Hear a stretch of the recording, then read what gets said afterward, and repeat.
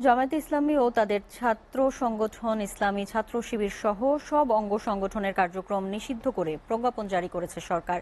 বৃহস্পতিবার স্বরাষ্ট্র মন্ত্রণালয়ের জননিরাপত্তা বিভাগ থেকে এই প্রজ্ঞাপন জারি করা হয়। এর আগে সচিবালয়ে আইনমন্ত্রী আনিসুল হক জানান, সন্ত্রাস বিরোধী আইনের 18 ধারায় জামায়াত শিবিরের রাজনীতি নিষিদ্ধ করা হয়েছে।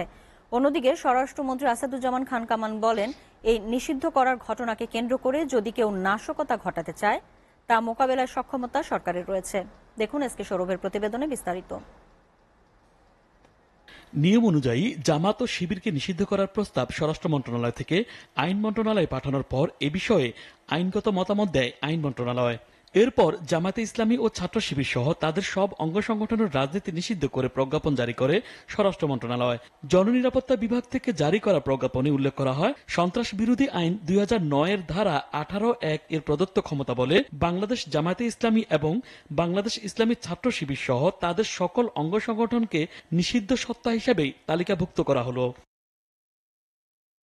এর আগে সচিবালয়ে আইনমন্ত্রী বলেন, আওয়ামী লীগের সভাপতি ও প্রধানমন্ত্রী শেখ হাসিনার সভাপতিত্বে 14 দলের বৈঠকে সরকারের নির্বাহী আদেশে জামায়াত ও ছাত্র শিবিরকে নিষিদ্ধ করার সিদ্ধান্ত হয়। সন্ত্রাস বিরোধী আইনের 18(1) ধারায় এই জামাত ইসলাম এবং ইসলামী ছাত্র শিবির এবং তার অন্যান্য যে অঙ্গ সংগঠন সেগুলিকে সরকার নিষিদ্ধ ঘোষণা করিল এবং এটা সন্ত্রাস বিরোধী আইনে যে দ্বিতীয় তফসিল আছে সেইখানে সেই নামগুলো সেই তালিকাভুক্ত হবে। রাজনৈতিক দল হিসেবে জামায়াতে ইসলামী ও তাদের ছাত্র সংগঠন ইসলামী ছাত্র শিবিরকে নিষিদ্ধের প্রজ্ঞাপন জারি করে গ্যাজেট প্রকাশের পর মন্ত্রণালয়ের নিজ দপ্তরে কথা বলেন স্বরাষ্ট্রমন্ত্রী। এইটা ফাইল সব কমপ্লিট হয়ে গিয়েছে। এখন প্রজ্ঞাপনটা যেটা জারি করার সেইটা আইন মন্ত্রণালয় থেকে ভেটিং হয়ে অলরেডি চলে গেছে জায়গা মতো। উনি যে কাজটি করেছেন ওইটাই ফাইনাল, ওইটা হয়ে গেছে।